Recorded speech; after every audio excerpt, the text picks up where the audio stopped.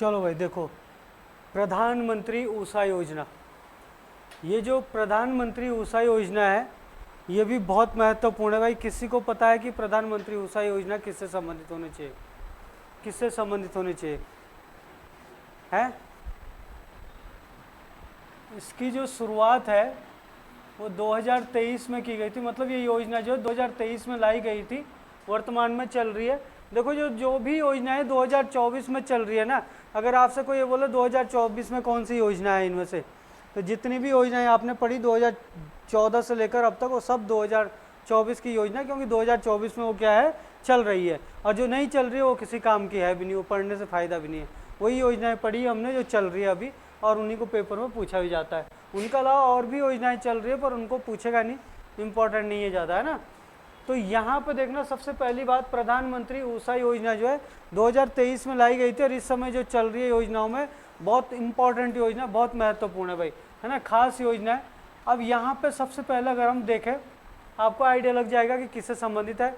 सबसे पहली बात करते हैं जरा, कि एक नाम याद रखना आप लोग, रूसा, ठीक है ना, एक नाम याद रखना रूसा, और एक नाम याद रखना आप ऊषा। एक क्या है, एक रूसा है और एक क्या है, ऊषा है ना।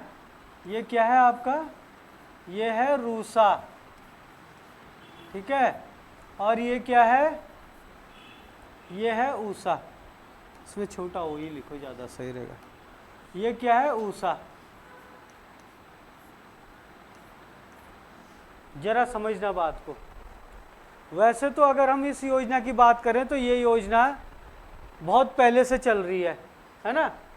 लेकिन खास बात क्या है कि 2023 में क्या हुआ कि जो ये योजना है, इस योजना का नाम बदलकर क्या किया गया है, ऊषा किया गया है। रूसा के नाम से जो है पहले ये योजना चल रही थी, और 2023 में इसका नाम बदलकर ऊषा किया गया।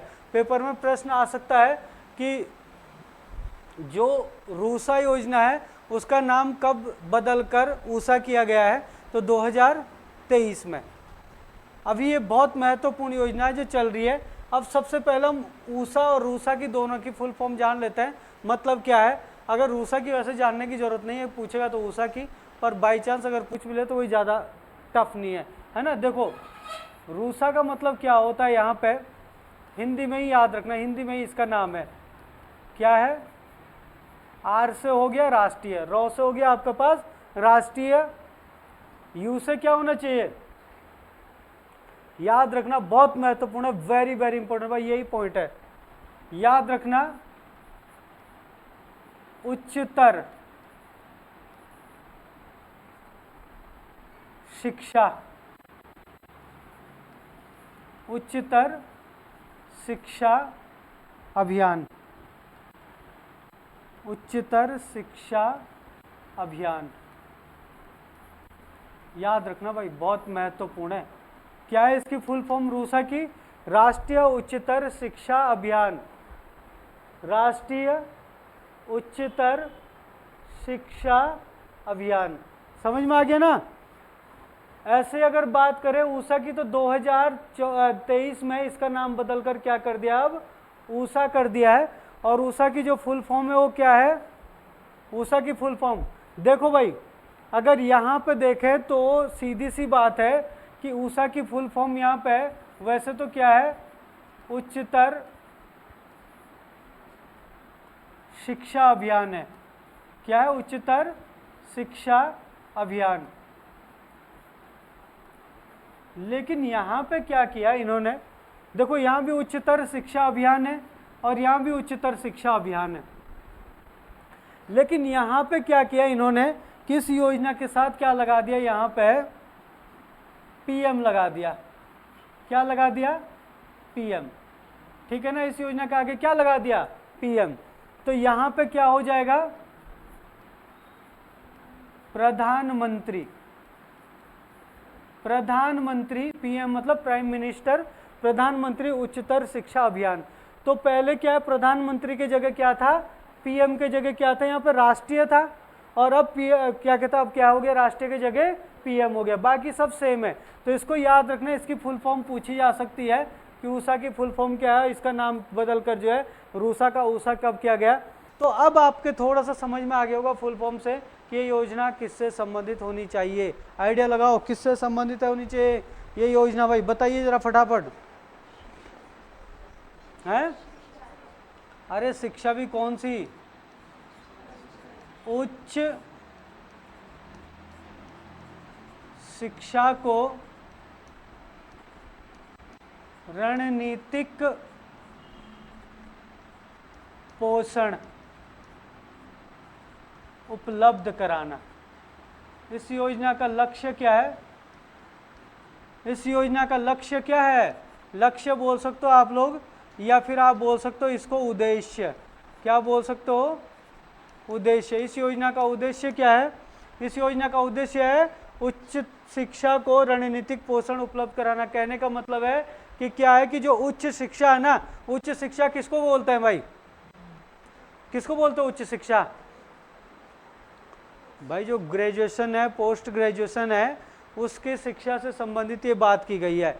तो उच्च शिक्षा को जो जैसे पोस्ट ग्रेजुएशन और ग्रेजुएशन, जैसे कॉलेज में कोई पढ़ता है, डीएवी पीजी कॉलेज हो गया, डीबीएस पीजी कॉलेज हो गया, है ना, तो ऐसी जो शिक्षा है ये उच्च शिक्षा में आती है। तो वहाँ पे रणनीतिक पोषण उपलब्ध करना, रणनीतिक वित्त पोषण लिखना है यहाँ पे, है ना, रणनीतिक पोषण नहीं होगा, रणनीतिक वित्त पोषण होगा, रणनीतिक वित्त पोषण। तो रणनीतिक वित्त पोषण का मतलब क्या हुआ, रणनीतिक वित्त पोषण का मतलब हुआ कि मतलब एक मतलब रणनीति के हिसाब से फंड उपलब्ध कराना, है ना, जो मतलब पैसा देना होता है कॉलेज के लिए सरकार की तरफ से, केंद्र सरकार की तरफ से जो कॉलेज के लिए या यूनिवर्सिटी के लिए जो पैसा दिया जाएगा, फंड दिया जाएगा, वो बिल्कुल एकदम एक स्पेशल रणनीति बनाकर जो है दिया जाएगा कि कॉलेज को कैसे डेवलप करना है, वहाँ की शिक्षा को एक शानदार शिक्षा में कैसे हमने बदलना। उच्चतर संबंधित कई बार हो सकता है सिंपल सा क्वेश्चन आ जाए कि इनमें से कौन सी योजना उच्च शिक्षा से संबंधित है, तो उच्च शिक्षा से संबंधित प्रधानमंत्री ऊषा योजना है ना। लेकिन पूरा अगर देखा जाए तो उच्च शिक्षा को रणनीतिक वित्त पोषण उपलब्ध कराना क्या है, इसका उद्देश्य है। और यहाँ पे जो है इसकी फुल फॉर्म पूछेगा तो हो सकता है प्रधानमंत्री उच्चतर शिक्षा अभियान की जगह प्रधानमंत्री उच्च शिक्षा अभियान दे दे, हो सकता है एक में उच्च शिक्षा अभियान दे दे, एक में उच्चतर शिक्षा अभियान दे दे। तो उच्च सही नहीं होगा, क्या होगा सही, उच्चतर होगा, है ना, ऐसे करके कंफ्यूज कर सकता है जब ऑप्शन देगा इसका। तो ये चीज़ें आपको ध्यान रखनी है प्रधानमंत्री ऊषा अभियान में, ठीक है ना। इसके बाद आता है पीएम ई बस सेवा, दूसरी योजना आती है भाई पीएम ई बस सेवा। क्या होना चाहिए भाई इसमें, पीएम ई बस 16 अगस्त 2023 योजना में क्या है कि इस योजना का जो उद्देश्य है वो क्या है, उद्देश्य देखिए इस योजना का। सबसे पहली बात तो ये है कि जो शहरों में है ना, शहरी परिवहन दक्षता को बढ़ावा देना या मजबूत करना। आप बोल सकते हो शहरी परिवहन दक्षता को बढ़ावा देना, पहला उद्देश्य तो ये है, याद रखना आएगा पेपर में। दूसरा उद्देश्य है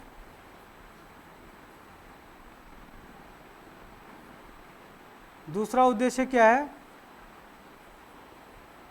पर्यावरण सुरक्षा। पर्यावरण को है इससे कोई लाभ होने वाला, पर्यावरण को लाभ होने वाला है इससे, है भाई ई बस सेवा से। कैसे लाभ होगा, प्रदूषण नहीं होगा। क्यों, क्योंकि जो पेट्रोल डीजल वाली जो बसें चलती है वो धुआं छोड़ती है और ये बस जो है धुआं नहीं छोड़ेगी, क्योंकि इलेक्ट्रिक बस है। तो किससे चलेगी, आप लोगों ने देखना ई रिक्शा चलता है, वो स्टार्ट करता बस चूं करके जो है चलते रहता है। अब जो उसकी बैटरी डाउन हो जाएगी तो ख़त्म, है ना। लेकिन जो बस होगी जैसे स्टार्ट करेगा तो धड़ धड़ करके जो है धुआं छोड़ते रहेगी साथ में, है ना। थोड़ी सी भी पुरानी हो गई है ना। तो पर्यावरण में क्या होगा, इसका फायदा होने वाला है। दूसरी बात, अगर इस योजना की बात करें, इस योजना का उद्देश्य में, तो इस योजना के तहत जो है 100 शहरों में, केंद्र सरकार की योजना है, 100 शहरों में 10,000 बसें, 10,000 बसें जो है चलाने का क्या है, चलाने का लक्ष्य रखा गया है। देहरादून में एक चीज और ध्यान रखना, जो ये 10,000 बसें जो है चलाई जा रही है, या 100 शहरों में 10,000 बसें चलाई जा रही है, ये किस मॉडल के आधार पर चलाई जा रही है, हो सकता है ये भी प्रश्न बन जाए। तो याद रखना पी मॉडल के आधार पर जो है इसको क्या है, चलाई जा रही है। कौन सा मॉडल है, कौन सा मॉडल है, पी मॉडल, किसी को है पता? पी मॉडल की फुल फॉर्म क्या है, पी मॉडल की फुल फॉर्म है? हाँ, कोई बोल तो रहा है, कौन बोल रहा है? हाँ, वेरी गुड। इसकी फुल फॉर्म है पब्लिक प्राइवेट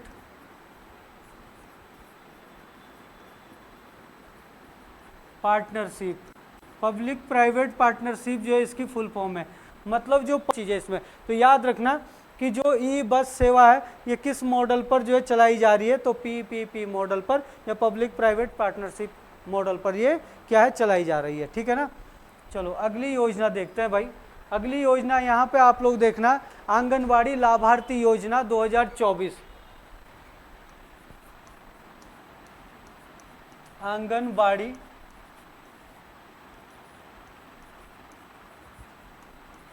लाभार्थी योजना 2024।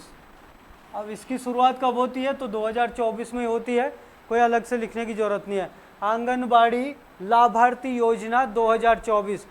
इस योजना में आपसे ये पूछ सकता है कि जो आंगनबाड़ी लाभार्थी योजना है ये किससे संबंधित है भाई, किससे संबंधित है, ये पॉइंट है इसका, बस सबसे इम्पोर्टेंट पॉइंट इसका यही है कि आंगनबाड़ी लाभार्थी योजना किससे संबंधित है। और एक पॉइंट इसमें यह बन सकता है कि इसमें केंद्र सरकार के द्वारा कितना फंड दिया जाता है। तो याद रखना सबसे पहली बात कि जो आंगनबाड़ी लाभार्थी योजना है ना, ये क्या है आपका, गरीब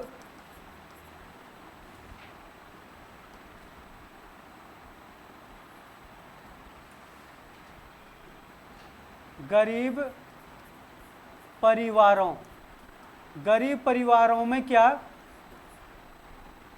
0 से 6 वर्ष के बच्चों, 0 से 6 वर्ष के बच्चों और प्लस गर्भवती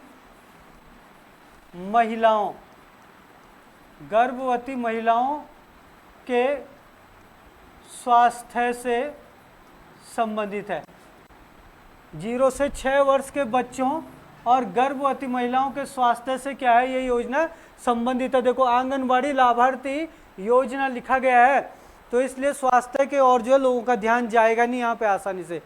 लेकिन याद रखना ये किससे संबंधित है, स्वास्थ्य से संबंधित है। और किसके स्वास्थ्य से संबंधित है कि जो गरीब परिवारों के, जो मतलब बीपीएल वाले होते हैं, कुल मिला के गरीब परिवार कौन होते हैं, जो बीपीएल वाले होते हैं, उनकी महिलाएं, मतलब उन बीपीएल परिवारों की गर्भवती महिलाएं और क्या है आपका जो 0 से 6 वर्ष के बच्चे हैं, वो उनके स्वास्थ्य से संबंधित जो है ये योजना है भाई। ठीक है ना।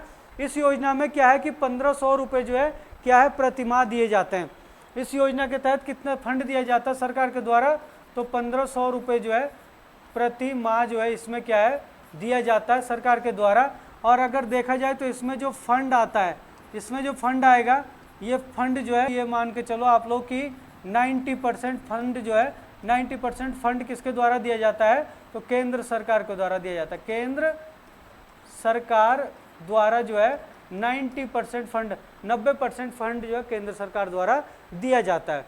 अब 90% का मतलब 90% का मतलब क्या है भाई, कि जहाँ पे सपोज अगर किसी गांव की बात करें हम, या किसी ब्लॉक की बात कर लें, और किसी ब्लॉक में जो है 1 लाख रुपए जो है वहाँ पे क्या आ रहा है, टोटल पैसा दिया जाना है 1 लाख रुपए, है ना, 1 लाख पैसा दिया जाना है। तो 1 लाख में से जो है 90,000 रुपये केंद्र सरकार देगा और 10,000 कौन देगा? हाँ, 10,000 राज्य सरकार देगा। तो ये यहाँ पे जो है पॉइंट पेपर में बन सकता है, ठीक है ना। बहुत महत्वपूर्ण है कि फंड जो है, जो केंद्र सरकार द्वारा कितना फंड दिया जाता है, तो राज्य सरकार का तो अपने आप ही, जब 90 केंद्र सरकार दे रहा है तो राज्य सरकार कितना देगा? 10, परंतु केंद्र सरकार का ही इसमें क्या है, पूछेगा ज़्यादा, ये इंपॉर्टेंट है इसमें, है ना। चलो एक लास्ट योजना देखते हैं, आज की लास्ट फाइनल योजना। इसमें ये चीज़ें बस ध्यान रखना आप लोग कि बच्चे कितने वर्ष के हैं, 0 से 6, और किसको, गर्भवती महिलाओं को, और क्या है ये, स्वास्थ्य से संबंधित, उनके स्वास्थ्य से संबंधित है। कितना फंड दिया जाता है? 1500 रुपये। और ये बहुत इंपॉर्टेंट है, केंद्र सरकार द्वारा कितना फंड इसमें दिया जाता है? 90%। और शुरू कब की गई थी? 2024 की योजना। सेविंग स्कीम, ये है नेशनल सेविंग स्कीम। क्या है? National saving scheme. अब ये नेशनल सेविंग स्कीम 2024 किससे संबंधित है भाई? किससे संबंधित होनी चाहिए? National saving scheme. सबसे पहली बात, इसका जो सबसे इंपॉर्टेंट प्रश्न है वो पेपर में आ चुका है और फिर से भी आ सकता है कि चलो शुरुआत तो 2024 में की गई है, लेकिन नेशनल सेविंग स्कीम जो है ये कहाँ पे चलाई जा रही है, कहाँ पे चलती है ये? तो आपके पास दे देगा भारतीय स्टेट बैंक, मतलब SBI दे देगा, और दे देगा आपके पास सभी राष्ट्रीयकृत बैंक, है ना। एक में दे देगा पोस्ट ऑफिस, एक में दे देगा भारतीय स्टेट बैंक और राष्ट्रीयकृत पोस्ट ऑफिस, दोनों। बताइए भाई, ये प्रश्न यहाँ पे बनेगा, है? बताइए।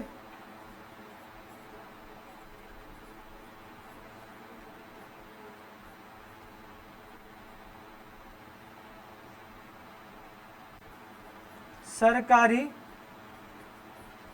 निवेश स्कीम, सरकारी निवेश स्कीम है ये।